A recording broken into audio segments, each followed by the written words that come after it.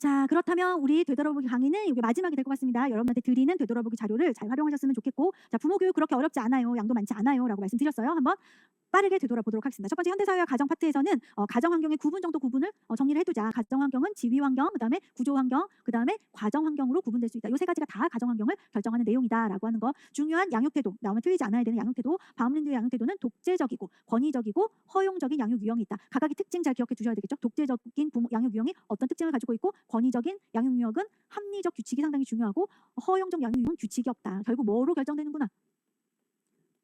강제적이고 많은 규칙이냐, 합리적인 규칙이냐, 아니면 규칙이 없느냐라고 하는 것으로 결정되는구나. 그다음에 쉐이퍼라고 하는 학자는 네 가지 유형으로 나뉘었습니다. 그렇죠? 애정과 자율 유형, 그래서 존중, 인정, 책임이 키워드고, 애정과 통제 유형은 과잉 보호의 형태로 나타나고, 그다음에 거부와 자율 유형은 방임의 형태로 나타나고, 거부와 통제 유형은 독재 유형으로 나타나더라. 시험에 나왔던 바움린드의 이론의 특징을 잘 정리해 두시면 다른 학자들도 이름이 다를 뿐이다라고 하는 거. 자, 베커라고 하는 학자는 온정과 제한으로 정리를 했죠. 그래서 온정과 허용의 양육 유형은 민주주의적인 양육 태도가 될 수도 있고 방종이 될 수도 있습니다. 온정에 더 가까우면 민주적 양육 태도가 되는 거고, 허용에 더 가까우면 방종의 양육 태도가 되는 거죠. 그다음에 온정과 제한의 양육 유형은 뭐가? 온정에 더 많이 가 있으면 과잉 보호가 되는 거고, 제한에 더 많이 가 있으면 조직적인 효과, 뭔가 계속 조직하려고 하고 통제하려고 하는 그런 성향을 보이는 거다. 그다음에 적의와 허용의 양육 유형은 열망적 신경증, 즉 뭐에 많이 가 있으면, 적의에 많이 가 있으면 뭐예요? 내 마음을 받아주지 않으니까 부모가 나에게 뭐예요? 적대적이란 말이에요. 그러니까 뭐합니까? 사랑받고 싶어 라고 하는 열망의 신경증이 나타나게 되는 거고, 허용에 많이 와 있으면 방임. 그다음에 적의와 제한 같은 경우에는 요 유형에서 적의에 더 많이 가 있으면 요거는 좀 구분하기가 어려울 수도 있겠네요. 그렇죠? 적의에 더 많이 가 있으면 뭐예요? 인정하지 않을 거니까 독재적이란 말이죠. 그다음에 제한에 많이 가 있으면 엄격한 양육 유형을 가지게 될 수 있다라고 하는 거. 요 고트만은 부모가 아이의 감정을 받아들이는 태도에 의해서 구분을 했죠. 감정을 축소하는 형, 감정을 억압하는 형, 그다음에 방임하는 형, 그다음에 감정을 코치하는 형. 이 감정 코칭의 단계는 기억을 해둘 필요가 있겠어요. 일단 감정을 포착하고 좋은 기회라고 생각하고, 그다음에 감정을 들어주고 공감해주고, 감정에 이름을 붙여주고, 그다음에 바람직한 행동으로 제안을 해주는, 이게 감정 코칭의 단계다. 자, 부모 교육 이론 매우 중요한 파트입니다. 명칭, 그다음에 양육의 방법 기억해 두세요. 드라커스의 민주적 부모 교육 이론, 민주적 중요합니다. 자, 여기에서는 부모와 자녀는 동등하다. 그리고 아이에게 자율과 책임을 경험할 수 있도록 해줘야 된다라고 하는 것이 중요 내용이었죠. 그래서 모든 아이들의 욕구는 뭐였어요? 소속감을 가지고 싶은 욕구, 그렇죠? 그리고 그 소속된 집단에서 어떤 지위를 차지하고자 하는 욕구, 이런 것들이 어그러지면 잘못된 목표를 세우게 된다라고 하는 거. 이거 잘못된 신념이라고 되어 있는데, 잘못된 신념을 바탕으로 잘못된 목표를 세우는 거죠. 그래서 신념, 목표 같은 의미로 생각하셔도 좋겠습니다. 동일하게 쓰이는 용어들이니까. 자, 그래서 잘못된 신념의 네 가지 형태: 관심 끌기, 힘 행사하기, 보복하기, 부적절한 나타내기. 지문을 보고 내가 찾아서 쓸 수 있으면 됩니다. 그리고 양육하는 방법은 너 지금 잘못된 신념에 의한 잘못된 행동을 하고 있어 라고 하는 걸 인식할 수 있도록 유도하는 방법, 그 다음에 잘못된 행동의 결과를 그대로 경험해 보도록 하는 방법, 그 다음에 잘못된 행동의 결과를 문제를 인식하고 책임감 있게 행동하도록 하는 논리적 귀결. 자, 그때는 반드시 뭐 합니까? 선택의 기회를 제공해주고, 그 다음에 선택이 언제든지 바뀔 수 있다라고 하는 것을 알려주고, 그 다음에 선택을 하고도 뭔가 진전이 없으면 시간을 조금 더 두고 선택을 할 수 있도록 또 안내해주고, 자, 이런 선택의 기회를 제공하는 게 중요하고, 자, 이 논리적 기결은 이미 일어난 행동보다는 지금 네가 어떤 행동을 해야 하는지, 또는 네가 앞으로 어떤 행동을 해야 하는지에 관심이 더 높다라고 하는 내용, 중요한 내용 기억해 두세요. 그다음에 기노트의 인본주의 부모교육 이론이라고 하는 것은 그 아이가 스스로 문제를 해결할 수 있는 능력이 있는 존재다라고 하는 것을 믿는 것에서부터 출발하죠. 그래서 적어도 칭찬과 격려의 차이 정도는 구분해 두시면 좋겠습니다. 그래서 칭찬은 외적 통제, 그다음에 과제 수행에 대해서 보상을 해주는 거고, 일반적이고 과장된 표현을 사용하는 경우가 많다. 격려는 내적 통제가 중심이고 노력과 향응에 대한 보상을 해주는 경우가 많다. 그리고 구체적으로 표현해준다. 라고 해서 이걸 칭찬과 격려로 나누어라 라고 하면 우리가 이렇게 나누고요. 이제 보다 구체적인 사실을 기반으로 칭찬을 해줄 수도 있습니다. 그래서 우리는 격려와 칭찬을 되게 유사한 의미로 많이 사용하는데, 실제적으로는 이제 구분을 하자고 보면 이런 기준에 따라 구분할 수 있다라고 하는 거 알아두시면 좋겠죠. 그다음에 부모 교육의 4단계. 자, 요거 유아와 부모와의 의사소통 아니다. 부모들끼리 마치 소집단 토의처럼 같은 문제를 가진 부모들끼리 모여가지고 경험과 불평을 늘어놓고, 그 다음에 감수성을 높이기 위해서 어떻게 합니까? 유아의 입장에서 생각해보고, 두 번째 단계로 만약 부모가 그런 상황이라면 어떻게 행동했을지에 대해서도 생각해보고, 역할놀이도 해보고, 그러면서 감수성을 높이고요. 그 다음에 그때 어떠한 양육 지식과 기술을 사용해야 되는지에 대한 개념을 형성하고 실천해보고 다시 평가해보는 기술 익히기 단계, 4단계다. 자, 고든의 부모 효율성 훈련은 첫 번째 단계가 뭡니까? 부모의 수용성 수준을 파악하는 거. 그 다음에 두 번째로는 문제의 소유자를 파악하죠. 그래서 문제가 만약 자녀에게 있다면 어떤 기법을 사용합니까? 경청하기 기법을 사용합니다. 경청하기의 4단계, 수동적 경청하고, 인식 반응, 보이고, 계속 말하게끔 격려하고, 적극적 경청. 뭡니까? 그 아이의 감정에 대해서 적절한 반응을 해주는, 피드백을 제공해주는, 이런 적극적 경청의 단계까지.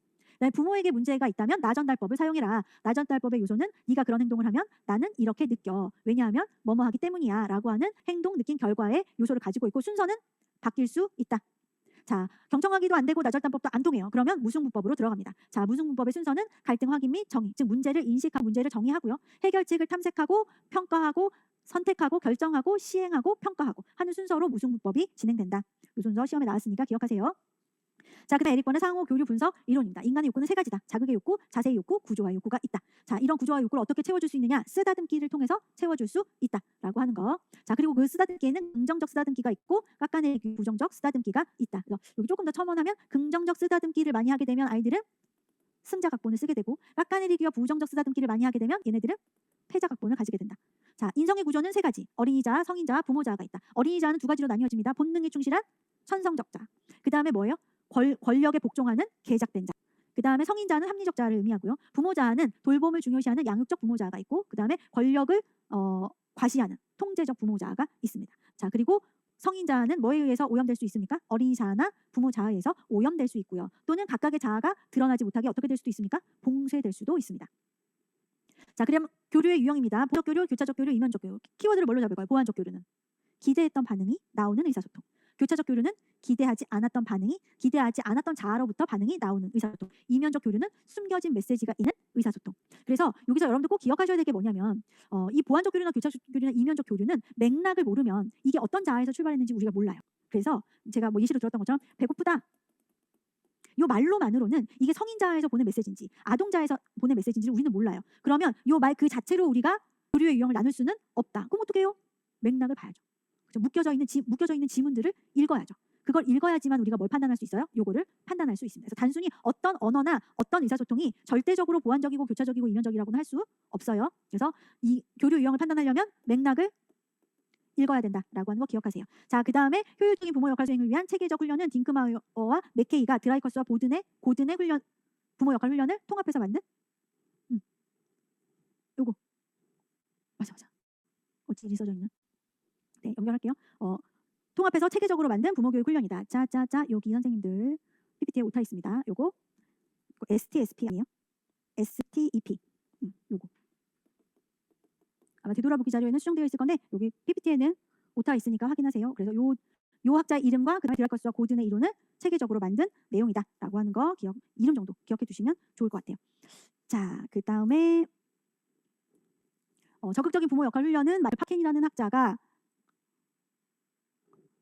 스텝과 이론적 배경이 유사하다라고 하는 거 똑같이 드라이커스의 이론과 그 다음에 스텝의 어떤 이론적 배경들을 공유하면서 만들어낸 거다라고 하는 거. 그래서 여기에서는 좀 이거 봐주세요라고 했던 게 부모 역할의 이름이 좀 달랐어요. 그 이름들을 확인해 두시고 행동 목적이 어떻게 되어 있습니까? 이 보호, 그 다음에 물러서기라고 하는 용어로 되어 있다. 이게 긍정적인 행동으로 나타날 수도 있고 부정적인 행동도 나타날 수 있다라고 하는 거. 그 다음에 부모 자녀 간 회로는 생각하기, 느끼기, 행동하기 순환적 과정이다라고 하는 거. 그 다음에 느슨한 대결하기의 순서는 느낌, 한계, 대안, 결과의 순서로 진행이 된다라고 하는 거.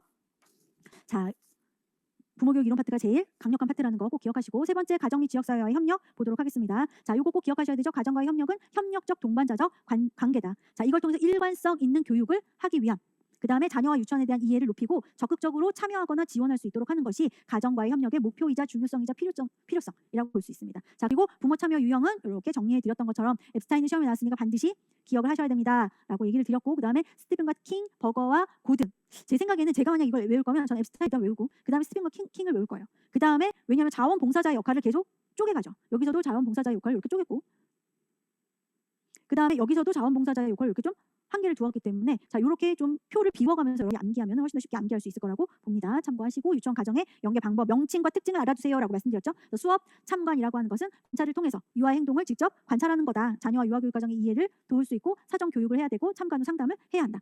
자, 그 다음에 자원봉사라고 하는 것은 유아교육에 대한 이해를 높일 수 있고 효과적인 교육 방법을 익혀서 효율적 부모 역할을 하도록 하는 그런 내용을 담고 있다. 어쨌든 요거는 뭐다? 부모의 역량을 유치원 교육 과정에 지원하는 거, 도움을 주는 거.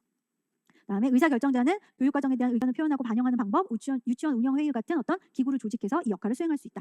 자, 그다음에 부모교육은 요거 다 설명하지 않아도 여러분들 그 내용 다 알 수 있을 것 같고 그다음에 부모 오리엔테이션은 학기 초에 유치원 교육처럼 운영 등을 소개해서 유치원 교육에 대한 이해와 참여를 높이는 거다.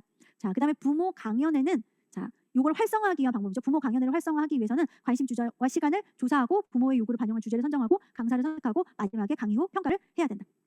자, 그다음 소그룹 토의라는 이름으로 기억해 두는 게 좋겠습니다라고 말씀드렸죠. 공통의 관심사를 가진 부모들이 생각을 공유하고 함께 문제를 해결하는 특징을 가지고 있습니다.